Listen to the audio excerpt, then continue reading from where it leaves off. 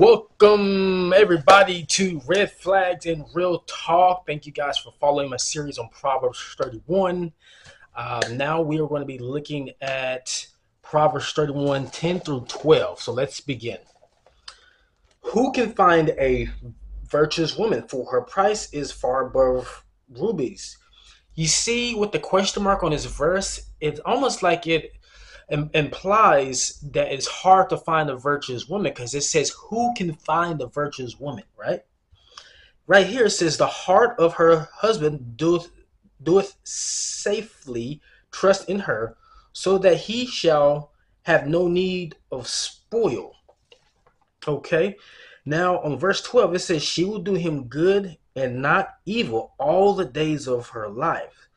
So, you ladies, if you're watching this is so important for you to understand, is knowing how to treat somebody right all the days of her life, of your life, right? So I just wrote some notes over here. A virtuous woman is a woman of strength, integrity, character, and godliness.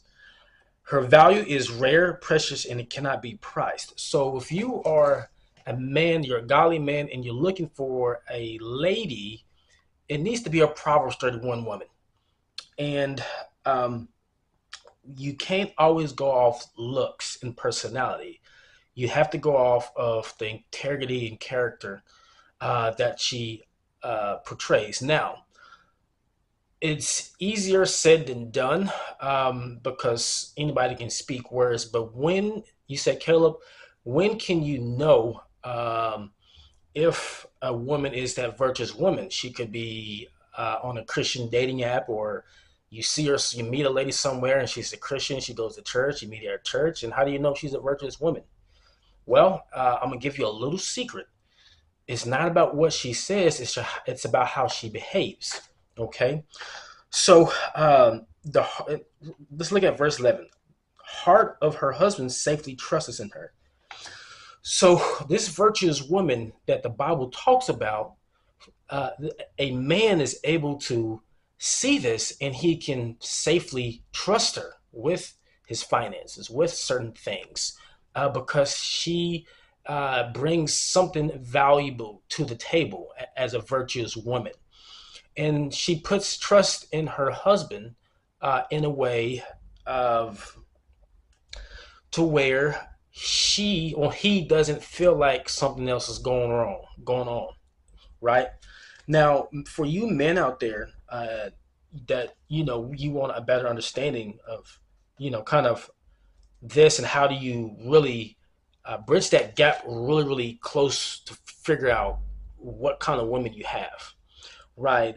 One of the things let me say this, that's worked for me.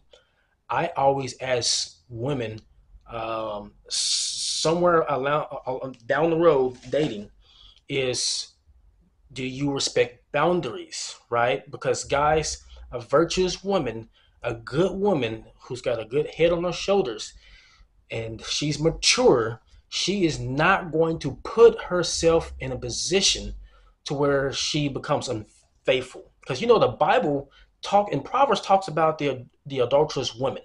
Solomon had many wives, and I'm sure Solomon saw a lot, and this is why this book of Proverbs was written, to see the kinds of women out there. So for all you men out there, I just encourage you to pray and seek God and trust God's guidance and ask God to send you a Proverbs 31 woman, a virtuous woman. Okay? So you ladies that are watching this, in verse 12 where it says, she will do him good and not evil all the days of her life. So if you're a lady that's watching this, so I just encourage you as a brother in Christ, knowing that I don't know you, but I encourage you to ask God to prune yourself, to take things away that doesn't suit you. Because if you're trying to prepare to meet somebody and you're praying to God to send you somebody, yet you have a big ego, you're a narcissist, you care about yourself, you're after somebody's money, and you're in a position to harm somebody, a good quality man, a spirit-filled, godly man, he's going to sniff that right out. And what's going to happen is you're going to be On the defensive side, you're going to be saying, well, you're insecure.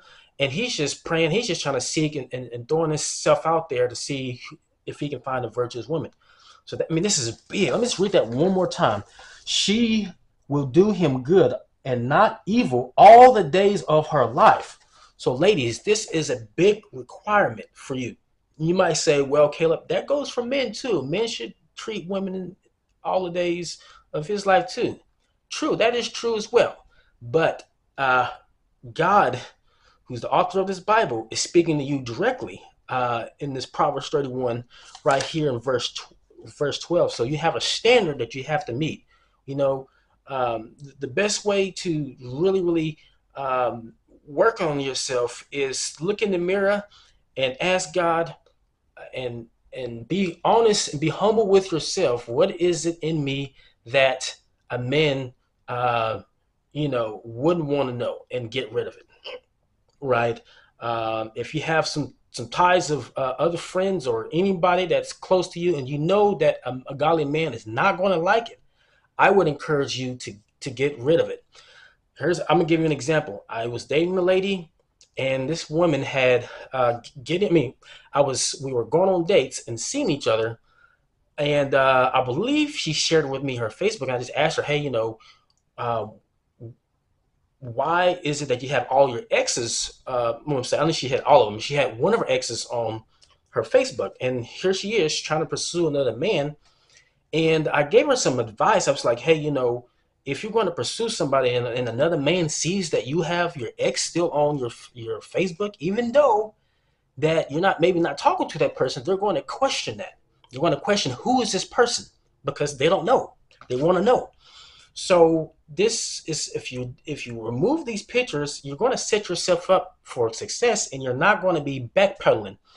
So when you get questioned about certain things, you're going to start backpedaling or defending yourself, and now you look bad. And now you're like, oh, well, he thinks I'm this person because I have these pictures on. But you set yourself up. That first impression is so important. So anyway, thank you so much for watching this video. God bless you. Stay tuned. Thank you.